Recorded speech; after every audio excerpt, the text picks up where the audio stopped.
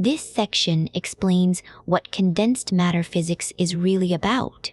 The point isn't that matter is interesting. The real point is that reductionism fails, and condensed matter is where that failure hardens into a positive law. Take enough strongly interacting constituents, and macroscopic behavior emerges that no amount of decomposition into parts can predict. Simon's own favorite anchor is electrons. Each carries a charge of -e, yet collectively they conjure quasi-particles carrying a charge of -e/3. This is the fractional quantum Hall effect. Knowing the pieces tells you nothing about the whole's new law. That is the generative primitive the whole book runs on, many-body interaction as the source of genuinely new physics. It is also why the same structures reappear in the Higgs mechanism, in renormalization, and in topological field theory. Solid state is simply the most studied instance. This section states the founding claim of the whole book: solve one particle and you know nothing about the solid. Chapter 1 is Simon's Manifesto. Condensed matter physics is the study of emergence, the macroscopic properties that appear only when an enormous number of constituents interact strongly, and that no amount of dissecting a single constituent interacts strongly, and that no amount of dissecting a single constituent will ever hand you. The Schrödinger equation is exact for one electron and hopeless for 4. So the interesting physics lives sideways in the collective rather than downward in ever smaller parts. This is Anderson's more is different. Reductionism ends precisely where the field begins. Why glass is transparent, why metals shine, even the Higgs mechanism are its instances. Hold this. The whole book asks what many bodies do that one never could. This section explains why the heat capacity of a solid drops as the solid cools, and how 3 successive theories each take a guess at the same hidden structure. Heat capacity counts. How many vibrational modes can still swallow a quantum of energy at temperature T? Boltzmann's classical equipartition lets every mode play, a constant 3 times Boltzmann's constant per atom. This is the Dulong-Petit law, and it is temperature blind. Experiment refuses. The capacity collapses towards 0 as solids cool. The fix is quantization, a mode whose quantum, h bar omega, exceeds Boltzmann's constant times. Temperature freezes out and stops absorbing. Einstein grants every atom one shared frequency. The freeze happens, but too abruptly. Debye corrects the spectrum because low-frequency sound waves never fully freeze, and this yields the true T-cube tail. 1 observable, 3 guesses at the mode spectrum. Each theory's failure names the next correction. This section explains why heat capacity falls as a solid cools, and the single idea that governs the whole chapter. Heat capacity is a census of the thermally accessible degrees of freedom. The one move that runs everything is that quantization freezes them out. A vibrational mode of frequency, omega, contributes nothing once the thermal energy, kBT, drops below h bar omega, because that mode's energy arrives only in indivisible lumps of size. Classical equipartition assumes the opposite. The Dulong and Petit law, a flat 3 kb of heat capacity per atom, takes every mode to always pay its share. That holds only when kBT dwarfs every h bar omega. Einstein and Debye then differ in exactly one thing: what oscillates. Einstein quantizes each atom as an independent oscillator. Debye quantizes the collective sound waves, so the low-lying, long-wavelength modes survive down to low temperature and give the correct T-cubed behavior. Localized versus collective is the entire distinction between the two models. It is also the seed of the phonon. This section explains Drude theory, the simplest possible model of how electrons carry current through a metal. A metal conducts because some of its electrons are free to move. Drude asks the laziest possible question. What if that free population is just an ordinary gas of charged balls? One equation carries the whole chapter. The rate of change of momentum equals the driving force minus momentum divided by tau. That is drive minus drag, where the scattering term acts as a friction that erases momentum on a timescale tau. Steady state is where the two balance. So a constant field gives not runaway acceleration but constant drift, and Ohm's law falls out for free. The generative move is the relaxation, time idealization. Any population that is forced, then memorylessly reset towards zero, settles at a terminal balance between input and decay.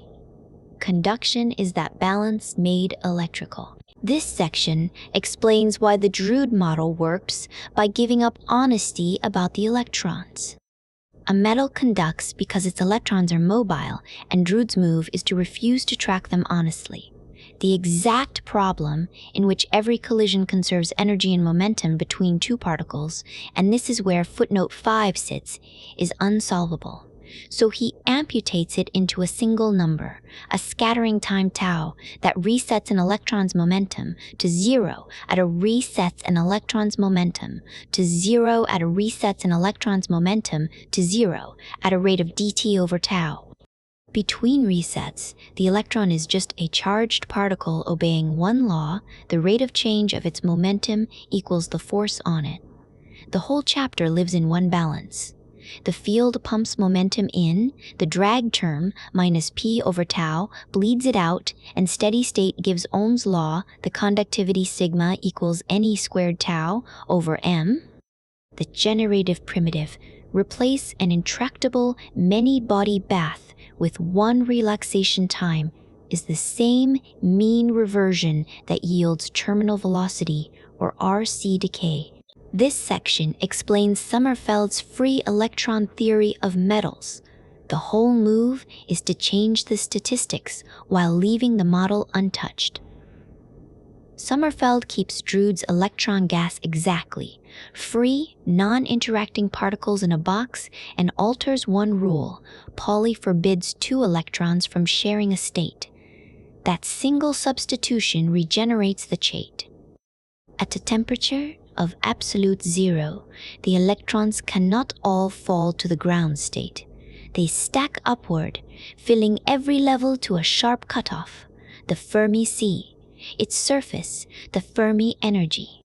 Counting alone forces the surprise. That cutoff sits absurdly high, around 7 electron volts for copper, a Fermi temperature near 80,000 Kelvin. So a room temperature metal is frozen far below its own energy scale, which is precisely why Drude's classical thermal estimates came out wrong. This section explains how Sommerfeld rescued the Drude picture of a metal with a single change, and what that change forces on the electrons.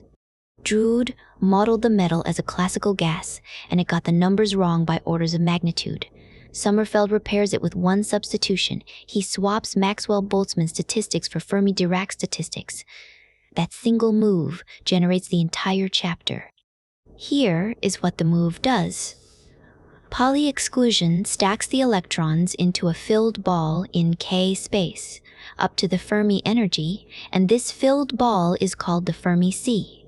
Only the thin shell of states within one thermal energy, kBt, of its surface can absorb energy, because everything beneath is walled off by states that are already occupied.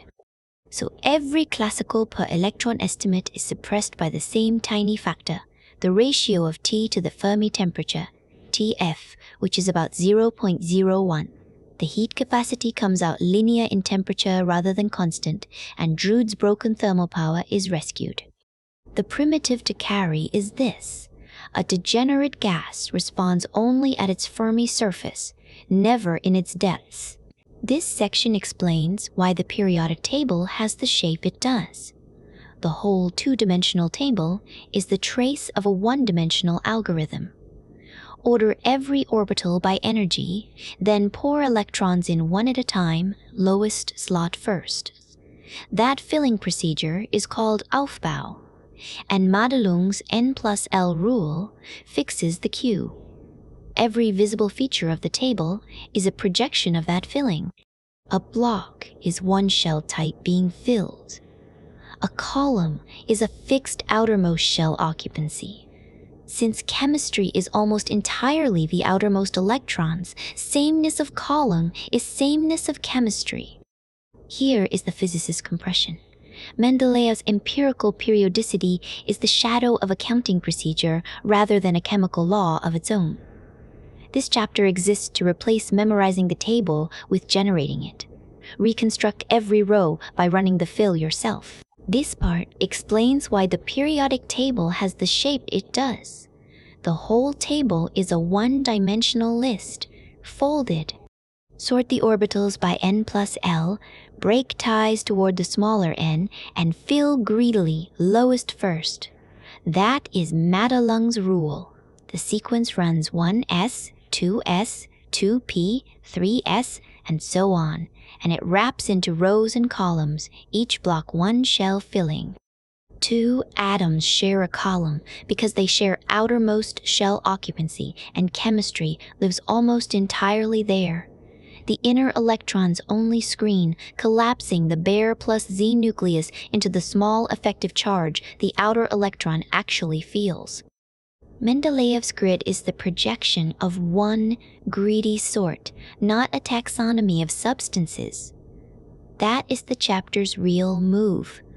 The exact many-body Schrödinger equation is unsolvable and useless. A toy ordering rule generates the structure that reductionism cannot reach. This section explains what holds solids together and why the 5 familiar kinds of chemical bond are really one thing. There are 5 names: ionic, covalent, metallic, molecular, and hydrogen, but only one mechanism underneath them: electrostatics arbitrated by quantum mechanics. Every bond is Coulomb attraction between electrons and nuclei.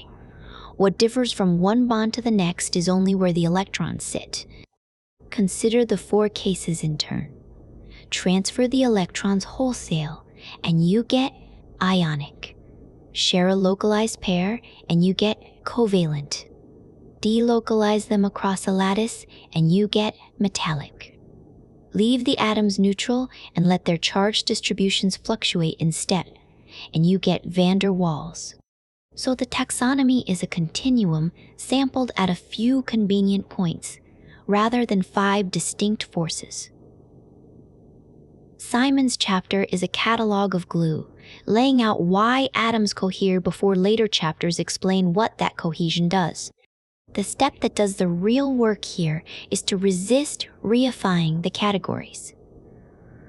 Bonding character interpolates, and most real solids live between the labels. This section explains why the 5 named chemical bonds are one phenomenon seen from 5 angles. Start with the 5 names: ionic, covalent, van der Waals, metallic, hydrogen. Underneath them sits one law. Every bond is the same move. Electrons rearrange until the total energy falls, and the Schrödinger equation is the only bookkeeper. The chemist's taxonomy sorts materials by which rearrangement wins: an electron handed over, a pair shared, fluctuating dipoles briefly attracting. But those categories are rules of thumb rather than genuine kinds. Real solids sit between them. Here is the inversion the chapter is for. You minimize one energy and read off the regime instead of summing 5 distinct forces. To predict the next material, ask which electron arrangement is cheapest, not which named bond it carries. This section explains why the chapter's catalog of 7 kinds of matter is really one idea. The forms it names: crystal, molecular crystal, liquid, glass, liquid crystal, quasi-crystal, and polymer are not 7 facts to memorize. They are a single generator seen from many angles, and the generator asks one question of every configuration, which orders it keeps and which it surrenders. 2 independent switches carry the whole survey. One is positional order, whether the molecules sit at fixed places. The other is orientational order, whether they point a common way. Add a third property, whether the material can flow, and every named form falls out as one cell of a table. A pneumatic keeps orientation but drops position. A glass freezes, disorder in place so that it cannot flow. A quasi-crystal orders without ever repeating. Each name is just one setting of the switches. Simon states the cause in one line. In every case, it is the interactions between the molecules that dictate the configurations. Bonding is the sole cause, and the taxonomy is its output. The whole survey exists for one reason, to earn the book's narrowing down to crystals. This section explains how a whole taxonomy of phases collapses into a single axis. The axis is order. Order decomposes into independent components, positional and orientational, and each component can be switched on or off separately for every spatial direction. Crystal is the corner where every component is maximal. Liquid is the origin where all of them vanish. Glass, pneumatic, smectic, and quasi-crystal sit at interior points, and it is the origin where all of them vanish. The chapter's real move is not the list of phases, it is the revelation that the list is one parameter space. So Simon commits the entire remainder of the book to the crystal corner. Not from poverty of scope, but because the maximal symmetry limit is the tractable one, the base case that seeds every messier phase around it. This section takes a single chemical bond and shows how 3 everyday properties of a solid fall out of one function. Take one bond, a single interatomic potential, call it V of R, and Taylor, expand it about its minimum. Each term of that expansion is itself a distinct macroscopic property. The quadratic term is a spring. It sets stiffness and therefore compressibility and the speed of sound. The cubic term is the asymmetry of the well, one wall steeper than the other. It alone produces thermal expansion. Here is the primitive. A perfectly harmonic solid does not expand when heated. The vibration widens, but its mean stays pinned at the minimum.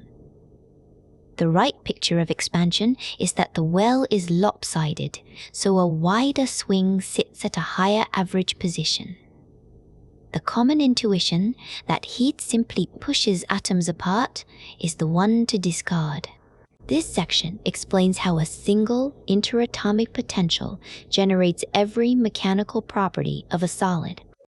Take one interatomic potential and Taylor expand it around its minimum. That expansion generates every mechanical property of the solid. That is the whole chapter. The linear term vanishes, because that is exactly what minimum means. The quadratic term is a Hooke's law spring, and it alone fixes compressibility, bulk modulus, and sound velocity. The sound velocity equals the square root of the spring constant, kappa, times the lattice spacing A squared, divided by the mass m. Thermal expansion is the next coefficient, the cubic asymmetry. A symmetric well would never expand because the ball rolls equally far each way. The real well is steeper on the inside, so a finite thermal energy, kBT, pushes the average position outward. So each Taylor coefficient reads off as one macroscopic observable.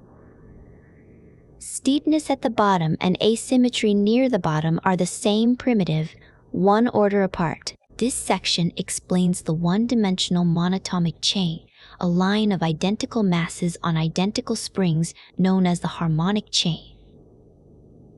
This is the minimal object where you derive what Einstein and Debye only guessed at. One move carries the whole chapter.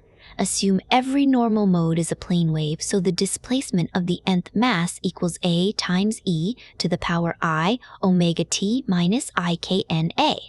Plug that into Newton's law, and the coupled infinity of equations collapses to a single dispersion relation. Omega equals 2 times the square root of kappa over m times the absolute value of kappa over m times the absolute value of the sine of Ka over 2. The surprise that updates you is what discreteness does to K, because the lattice repeats every A in real space. Omega as a function of K repeats every 2 pi over A in K space, so K and K plus 2 pi over A are the same mode. That periodicity is the reciprocal lattice, and its cell is the Brillouin zone.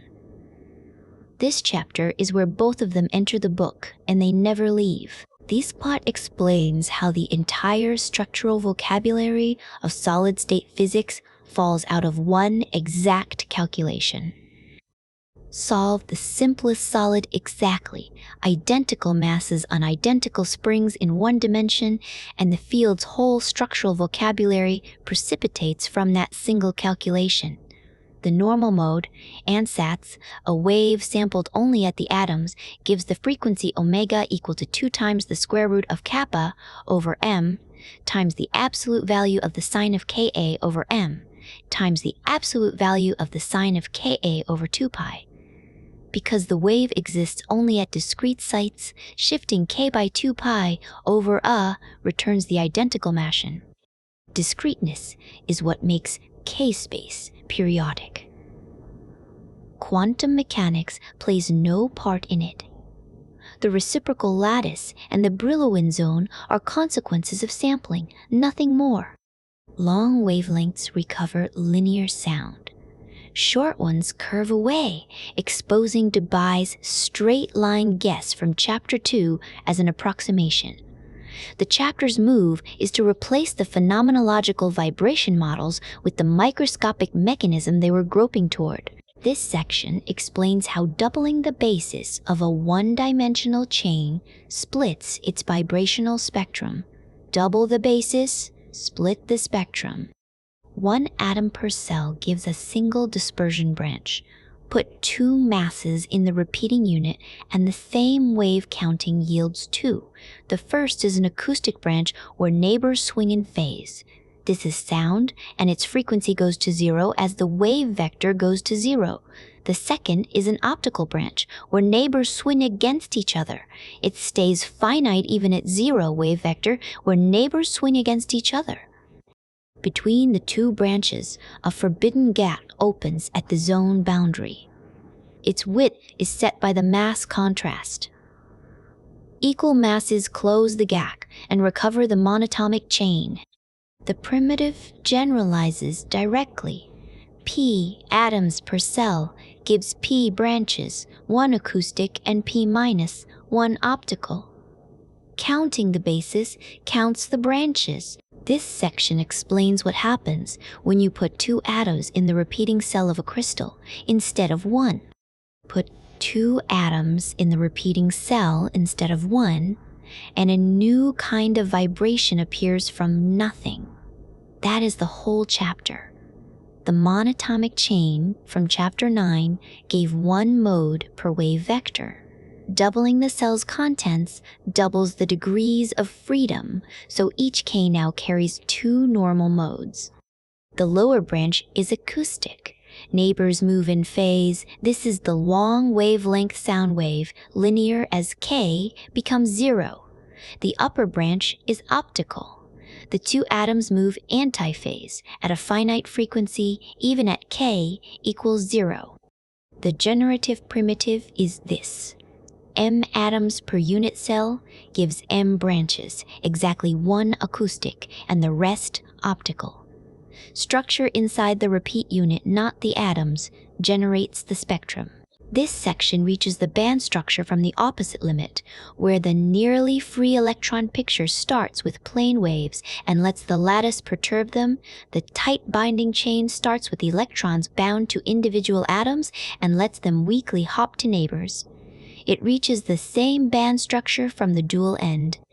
One hopping amplitude T is enough. A flat atomic level broadens into a cosine band. The energy at wave vector k equals the atomic level epsilon 0 minus 2 times the hopping amplitude t times the cosine of k times a. Its width is set by overlap alone. That is the whole preview. A band is what a localized state becomes once it can leak sideways. Simon flags this chapter as interlude and preview because it hands you Bloch's theorem in its most tangible guise before the general machinery arrives. From exactly this move, you can predict the diatomic and higher dimensional cases. This spot previews how electrons in a crystal reuse the very same wave behavior you met in the 2 chapters on vibrating masses. Swap the vibrating masses of the previous 2 chapters for electrons hopping between neighboring atomic orbitals, and the same dispersion falls out. The energy equals epsilon 0 minus 2 times the cosine of Ka, a cosine band periodic in the Brillouin zone. That identity is the chapter's whole reason to exist, an interlude whose one claim is the chapter's whole reason to exist, an interlude whose one claim is that all like the particle's nature is incidental. The lattice's periodicity dictates the band structure, and a single hopping amplitude to sets its width. Phonons and electrons diverge only in what fills the states, sound quanta versus electrons stacked up to a Fermi level. Read it as a preview. Bands, gaps, and the difference between a metal and an insulator all appear here in miniature. This section explains how any crystal factors into 2 independent objects. The first is a lattice, the infinite point set reached by integer sums of a few vectors, pure translational symmetry. The second is a basis, the motif hung identically at every point. The whole chapter is definitional scaffolding for one product, lattice plus basis equals structure. The generative move separates where repetition happens from what repeats. A finite generator set plus one motif emits the infinite solid. Here is the subtlety that does the work. A lattice demands that every point's environment be identical, so cesium chloride is not body-centered cubic. Decorating the body center with a different atom breaks that equivalence, collapsing the description to simple cubic with a 2-atom basis.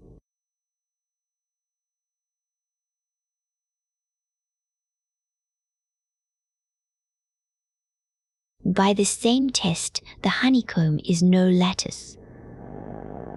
This section explains how a crystal splits into 2 independent objects.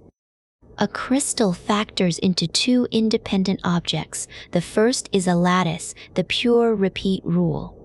The second is a basis, the motif hung at each repeat point.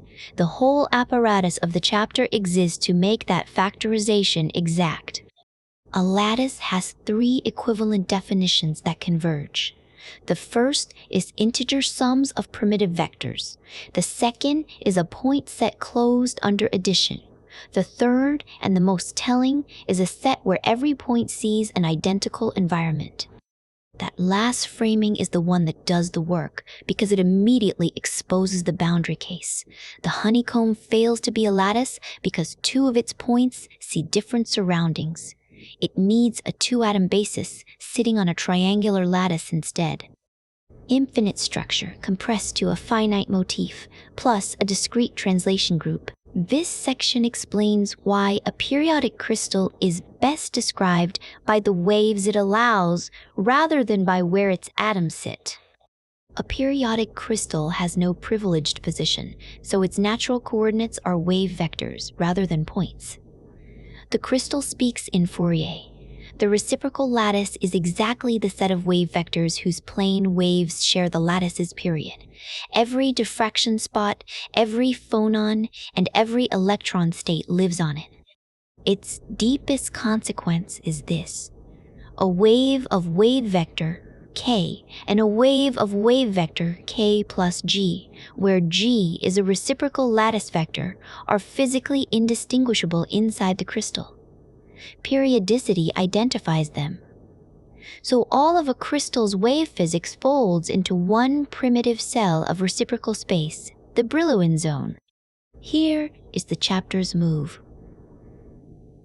Stop describing where the atoms sit. Describe instead which waves the lattice permits.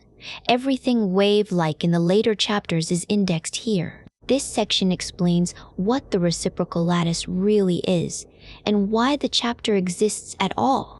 Start from a crystal's periodicity. That periodicity makes a plane wave's momentum ambiguous. Shift k by any vector capital G that satisfies e to the ig dot r equals 1 on every lattice point capital R, and the wave e to the ik dot r is unchanged across the lattice. That invariant set is the reciprocal lattice. It is defined not by a construction, but by what it fails to perturb. The vectors satisfying a sub I dot b sub j equals 2 pi times the Kronecker delta ij are merely one realization of it. The chapter is machinery. It lifts reciprocal space to 3 dimensions, so that everything the earlier chapters established for one-dimensional waves, that dispersions live in k space, periodic modulo capital G, finally has a home for real crystals. The definition is the content. The payoff is deferred to what comes after. This section explains how a crystal scatters a wave and why one scattering condition has 2 faces. A crystal answers a wave only at the reciprocal lattice. Scatter X-rays or neutrons off it, and the outgoing intensity appears solely where the momentum transfer k minus k prime equals a reciprocal lattice vector g. The chapter's decisive move is an identity, 2 derivations of that one condition. Fermi's golden rule reads the scattering as a Fourier transform of the periodic potential, and periodicity annihilates every matrix element except at G. Call this the Laue condition, conservation of crystal momentum. Elementary path length geometry gives constructive interference when n times lambda equals 2d sine theta. Call this Bragg. They are the same statement. This is what turns Chapter 13's abstract reciprocal lattice into something you can photograph. This section explains how diffraction turns the reciprocal lattice into something an instrument records. Bounce a wave off a crystal and the detector reads the Fourier transform of the lattice. Scattering survives only where the momentum change, k prime minus k, lands on a reciprocal lattice vector. That one condition wears 2 faces. Lau reads it as conservation of crystal momentum. Bragg reads it as constructive interference from stacked planes, and lambda equals 2d sine theta. The chapter's move is proving they are the same equation. So the reciprocal lattice, abstract bookkeeping through chapter 13, becomes the thing. The instrument literally records. The diffraction spots are its points. The prior chapter built reciprocal space.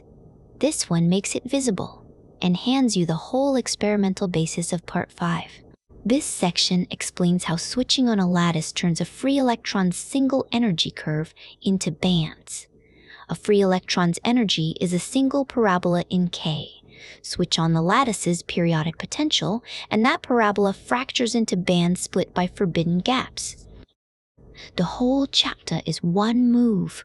The potential couples only states differing by a reciprocal lattice vector G, and such states sit degenerate exactly at the Brillouin zone boundary, where the electron brag reflects off the planes of ions.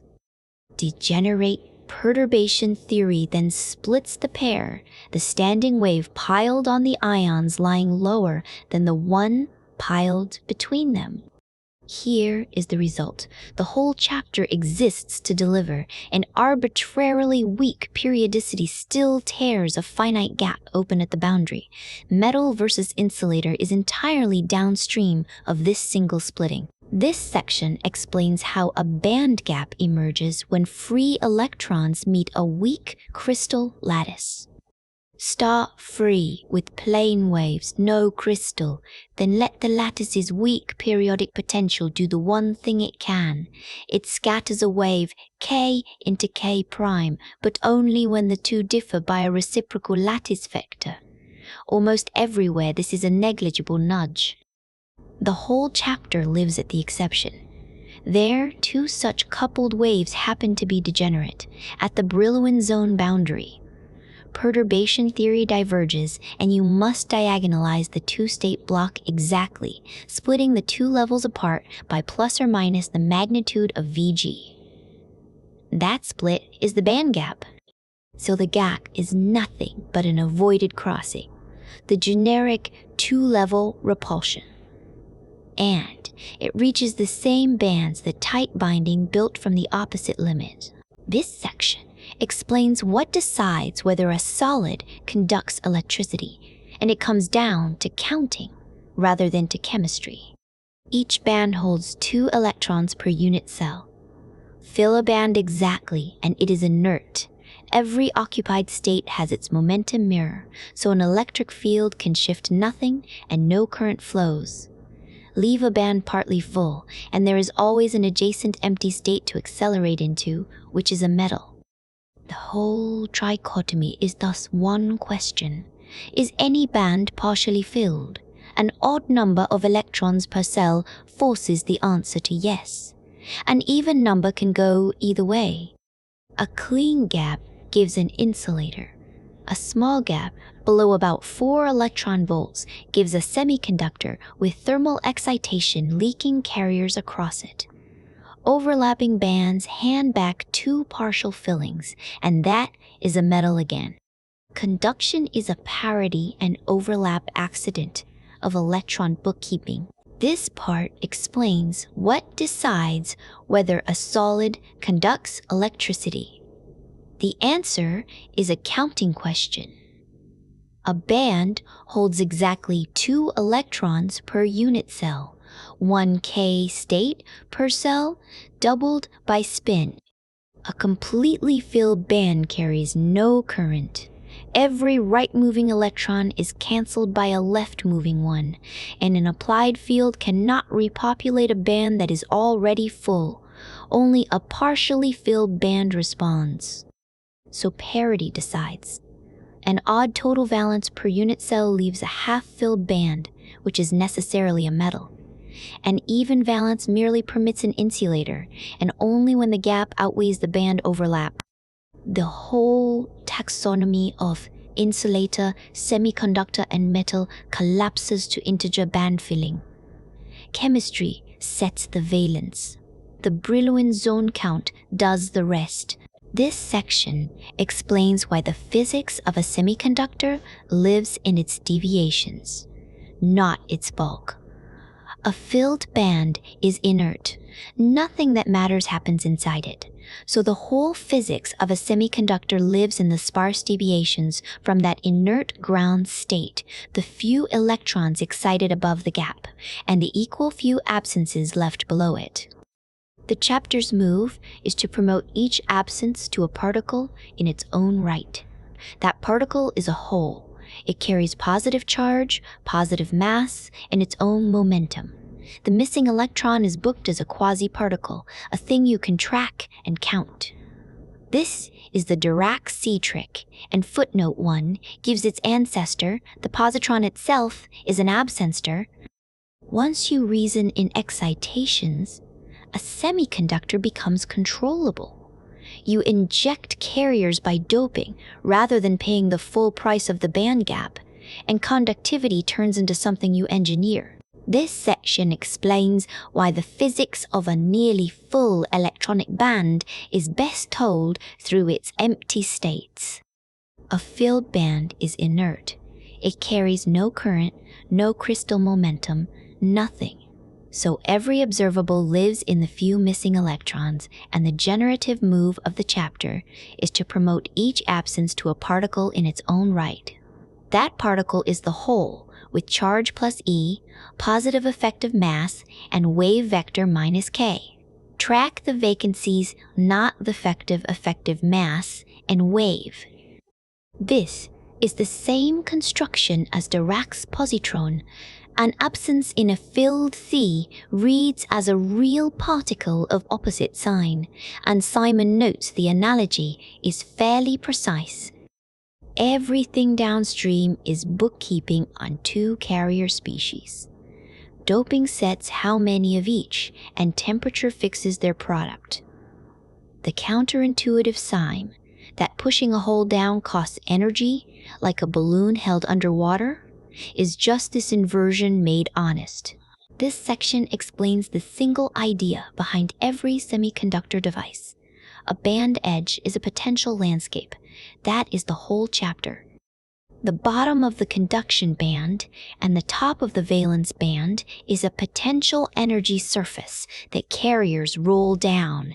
You build the device by bending that surface. Stepping the alloy composition bends it into a quantum well. Contacting p-doped and n-doped material makes carriers annihilate until the electrostatic cost of the built-in field balances the gap energy. That gives a depletion region, self-limiting at the width where those two energies match. From here, every device is the same surface, shaped differently. Light drops carriers into that field, and you have a solar cell. An applied voltage tilts the field so current flows one way only, and you have a diode. A gate reshapes the field to open a channel, and you have a MOSFET. No new physics, only geometry imposed on the same band structure. This part explains how one idea, letting the band edge vary with position, produces every semiconductor device.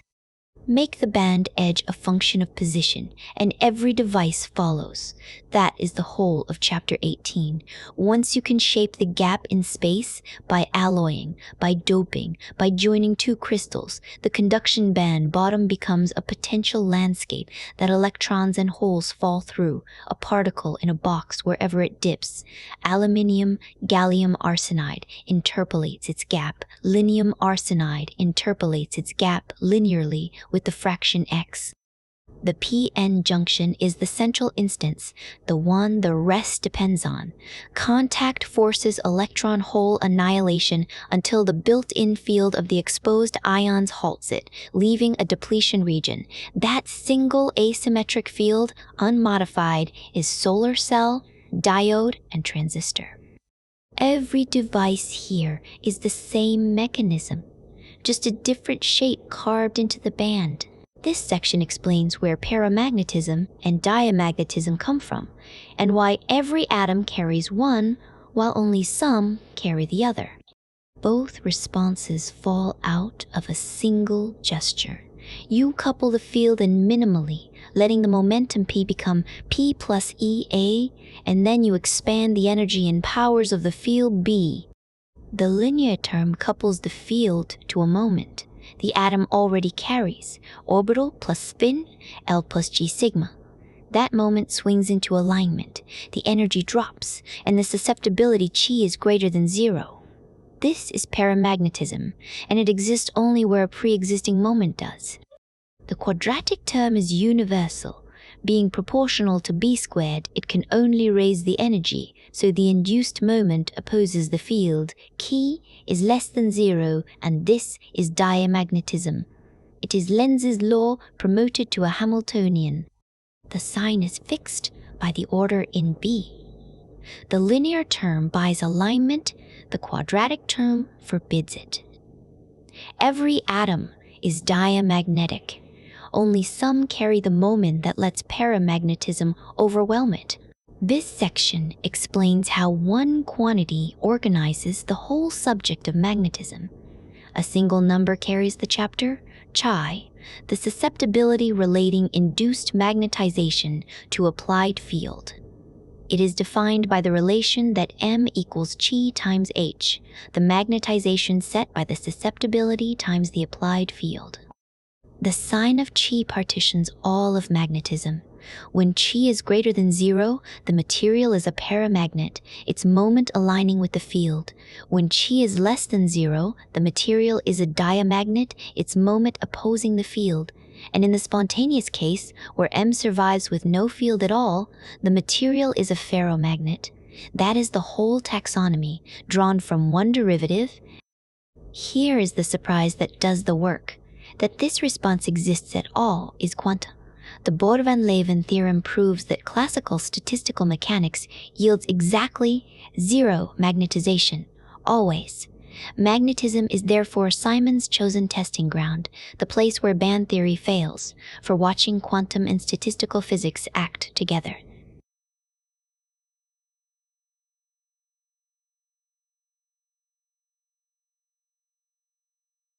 This chapter builds that response from single atoms upward.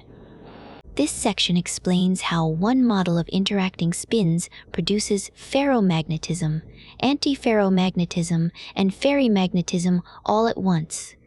One Hamiltonian generates all three. Below a critical temperature, spins lock into a fixed relative arrangement with no field applied. This is order for free, a broken symmetry. The sign of the exchange, constant J, picks the pattern. When J is greater than 0, it aligns neighbors, giving a ferromagnet with a net moment. When J is less than 0, it anti-aligns them into the periodic nail state, giving an antiferromagnet whose moments cancel to 0, and yet the order is real. The three names index a single phenomenon, one periodic spin texture, sorted only by how the sublattice moments sum. Ferrimagnetism is the tell. It is anti-aligned like an antiferromagnet, yet the two sublattices carry unequal moments, so cancellation is incomplete, and a net magnetization survives. The ordering comes first, and the magnetization survives. This section collapses every ordered magnet into a single sign. The move is to replace per atom Hund's rule bookkeeping with one exchange constant, J, coupling neighboring spins. Its sign alone generates the phases. When J is greater than 0, it aligns the spins, giving a ferromagnet. When J is less than 0, it anti-aligns them into the alternating nail state, an antiferromagnet. That same anti-alignment over unequal magnet, the Heisenberg coupling, minus J times S sub I dotted with S sub J, is rotationally blind. It fixes whether spins agree, never which way they point. Direction is chosen by an anisotropy term, kappa, however infinitesimal, the symmetry breaking move. Let kappa dominate, and the spin freezes to plus or minus the z-axis, the Ising model. Let kappa dominate, and the z-axis. One scalar sign is the order parameter. One vanishing perturbation is the whole of symmetry breaking. This section explains why a ferromagnet remembers, and why that memory is the whole chapter. A ferromagnet does not simply follow the field it sits in. It remembers the field it came from. Here is the generative primitive. Give a system an energy landscape with two competing minima separated by a barrier, and its state becomes path-dependent. The current field no longer determines the configuration. The history does. Iron fractures into domains because dipolar forces make uniform magnetization costly. The domain walls, or whole single-domain crystallites, sit trapped in local minima. Flipping them demands. crossing an activation barrier, so magnetization lags the field and traces a loop rather than a curve. Hysteresis is metastability made macroscopic. Wherever a landscape has valleys, the system cannot spontaneously leave. You get memory. This part explains why a real magnet breaks into regions instead of aligning as a whole. Chapter 20 promised uniform alignment. This chapter withdraws it. The Heisenberg model kept only nearest neighbor exchange and dropped the long-range dipolar force, negligible for any single pair, decisive when summed across 10 to the 23rd power spins. Restore that force and two energies compete on different length scales. Exchange wants everyone aligned. The dipole interaction wants the magnet's total field small, which means the moments should point opposite to each other. The compromise is spatial. It is domains, each region internally uniform, the regions pointing every which way, separated by walls that cost energy per unit area. That is the primitive. A boundary cost, paid against a bulk saving, fixes an intermediate structure. Hysteresis is the same landscape seen dynamically. Anisotropy and disorder pin the walls, so remagnetizing means crossing an activation barrier, and the magnet remembers its past. This section explains mean field theory, the move that turns an impossible, many-body problem into one you have already solved. A body coupled to 10 to the 23rd power of others is intractable. A body coupled to one average is a paramagnet you already solved. That is the entire move. Replace the fluctuating field your neighbors exert by its mean and the many. Body Hamiltonian collapses to a single site sitting in an effective field. The price and the payoff share one clause.